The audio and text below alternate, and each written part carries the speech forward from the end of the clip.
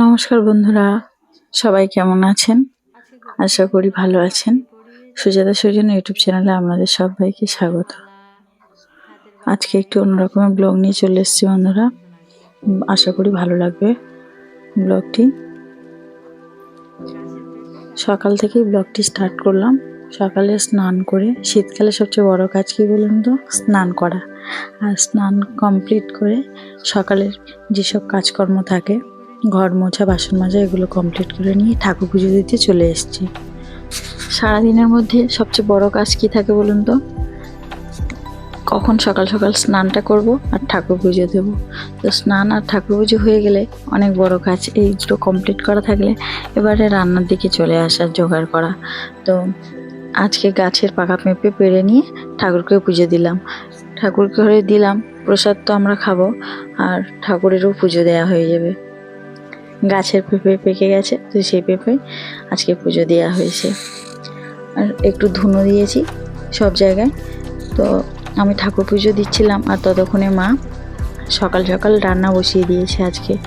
আর যেহেতু নিরামিষ, সব কিছু সিদ্ধ আর ভাজাভুজিই হবে। তো আর একটা নিরামিষ তরকারিও শেয়ার করব আপনাদের সঙ্গে। উচ্ছে সিদ্ধ, বেগুন ভাজা আর ওলকপির তরকারি। আর বন্ধুরা, মা আজকে একটু কেনাকাটা করতে গিয়েছে, তো কী কী কিনে নিয়ে এসছে সেগুলোই শেয়ার করবো আপনাদের সঙ্গে। দেখুন, খুব সুন্দর একটি গোপুসোনা কিনে নিয়ে এসছে গোপাল, আমার পাশের বাড়ি এক ননদের জন্য। ওর ভীষণ ইচ্ছে হয়েছে গোপাল সেবা করবে, তো সেই জন্য মায়ের সঙ্গে গিয়েছিল আর গিয়ে এই গোপুসোনাটা কিনে নিয়ে এসছে। দেখুন কত সুন্দর দেখতে, খুব দারুণ দেখতে। আর ড্রেসটা, গোপুর জামা, গলার মালা, হাতের মালা, কানের জন্য ওই নিয়ে এসেছে। তো সবগুলোই খুব সুন্দর হয়েছে। দেখুন, আমার তো ভীষণ পছন্দ হয়েছে। বন্ধুরা কমেন্ট করে জানাবেন যে গোপালটা কেমন হয়েছে। আর গোপুর জন্য বিছানাও নিয়ে এসছে। দেখুন, বিছানার সেট, দুটো পাশ বালিশ রয়েছে, একটা মাথা বালিশ রয়েছে। আর আমাদেরও ঘরের জন্য, গোপুর জন্যও একটা বিছানা নিয়ে এসছে। আর শীতকাল যেহেতু, তো সেই জন্য গোপুর জন্য তো সোয়েটার আনতেই হবে। আর দেখুন, খুব মিষ্টি একটা সোয়েটারও এনেছে। এটা গোপুর সোনার ড্রেস আর ওটা বসার আসন। খুব মিষ্টি দেখতে গোপুটা। মাথার পাগড়িটাও কত দারুণ দেখুন,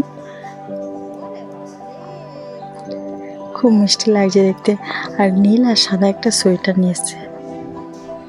সোয়েটারটা হাতে বোনা সোয়েটার, তো খুব সুন্দর লাগছে গোপুসোনাকে, আর পরালেও ভালো লাগবে।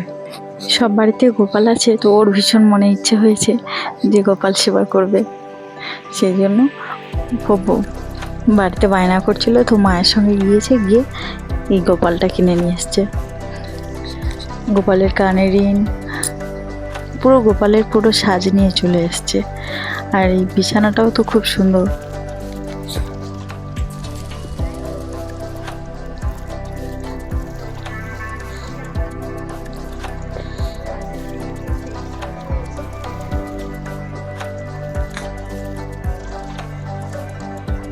এখন ছোট ছোট বেবি হলে যেরকমই পাওয়া যায় বেবিদের জন্য মশারি সমেত করে, তো সেই রকমই একেবারে সেটিং করা আছে। পাশ বালিশ রয়েছে দুটো আর একটা মাথা বালিশ আছে।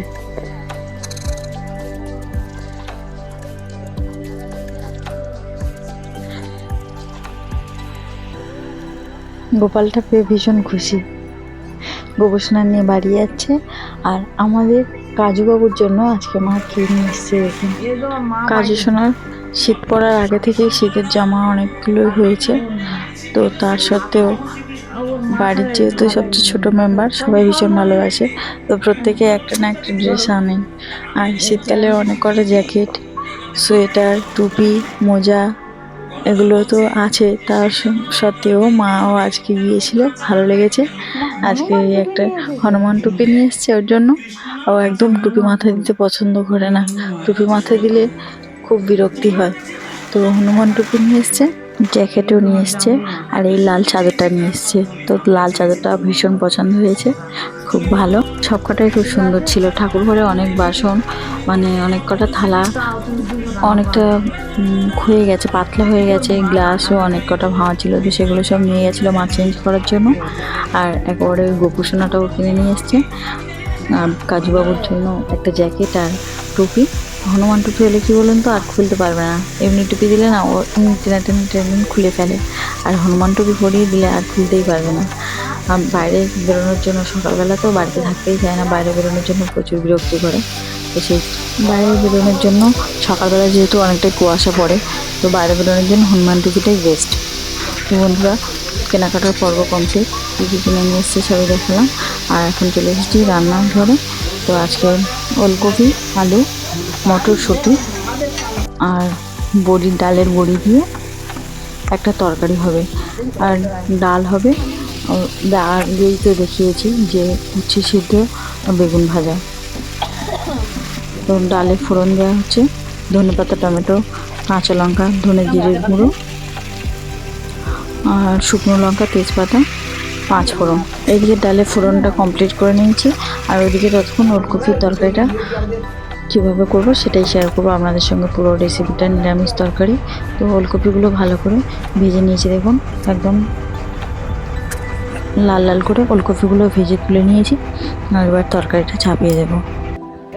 তো কড়া গরম হয়ে গেছে, কড়াইতে সর্ষের তেল দিয়েছি। আর এবারে কড়াইয়ের তেলের মধ্যে ফোড়ন দিয়ে দিলাম।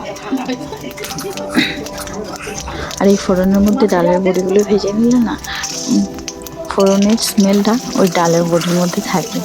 তো এই বড়িটা খেতেও খুব ভালো লাগে। এর মধ্যে যখন ঝোলটা যাবে, তরকারির ঝোলটা যাবে, তো তখন বড়িগুলো ফুলে উঠবে আর খেতেও খুবই ভালো লাগে। বড়িগুলো লাল লাল করে ভেজে তুলে নেব। লাল লাল হয়ে গেছে এখন। এরকমইভাবে বড়িগুলো ভেজে তুলে নেব। এরকম লাল করে ভাজলে তবে বড়িটা খেতে ভালো লাগে। তো বড়ি ভাজা কমপ্লিট হয়ে গেছে। আর এখন ওই অল্প তেল আর 5 ফোড়নের মধ্যে তরকারিটা বসাবো। যেহেতু আগে থেকে আলাদাভাবে কপিটা ভেজে নেওয়া হয়েছে। কাঁচা লঙ্কা কুচি দিয়ে একটু হালকা নেড়ে নিয়ে এর মধ্যে টুকরো করে রাখা আলু দিয়ে দেবো, দিয়ে ভালো করে ভাজা করে নেব। উল্টো পাল্টে একটু ভাজা করে নিয়ে এর মধ্যে আদা বাটা, হলুদ গুঁড়ো দিয়ে আবার একটু ভালো করে কষিয়ে নিয়ে বাকি মশলাগুলো দিয়ে দেবো সব। আলু অনেকটাই ভাজা ভাজা হয়ে গেছে। এবার এর মধ্যে ভেজে তুলে রাখা ওলকপিগুলো দিয়ে দিচ্ছি। দিয়ে আবারও সব মশলা ভালো করে কষিয়ে নিয়ে মটরশুঁটি, টমেটো দিয়ে ভালো করে কষিয়ে নেব। নিরামিষ তরকারি না এভাবে বানালে খুব সুন্দর খেতে লাগে।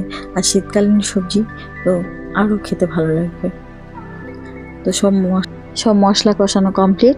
এবারে পরিমাণ মতো লবণ দিয়ে দেব, দিয়ে আর ওপর থেকে ধনেপাতা কুচি দিয়ে ভালো করে আরেকবার কষিয়ে নিয়ে জল দিয়ে দেব। অল্প করেই জল দেব, নিরামিষ তরকারি হবে যেহেতু সবজিটা ভালো করে ভেজে নেওয়া হয়েছে, তাই আর বেশি জল দেব না। নিরামিষ তরকারি এভাবে বন্ধুরা একবার বাড়িতে বানিয়ে খেয়ে দেখবেন, আশা করি ভালো লাগবে। তো আজকে রান্নাবান্না পুরোটাই কমপ্লিট হয়ে গেছে। দেখুন আলু ভাতে হয়েছে, উচ্ছে ভাতে হয়েছে, বেগুন ভাজা, ডাল আর ওলকপি তরকারি। তো বন্ধুরা, আজকের ব্লগটি এই পর্যন্ত শেষ করছি। দেখা হচ্ছে নেক্সট ব্লগে। ব্লগটি কেমন লাগলো অবশ্যই কমেন্ট করে জানাবেন। ভালো লাগলে লাইক, কমেন্ট, শেয়ার করবেন। চ্যানেলে নতুন হয়ে থাকলে চ্যানেলটিকে সাবস্ক্রাইব করবেন।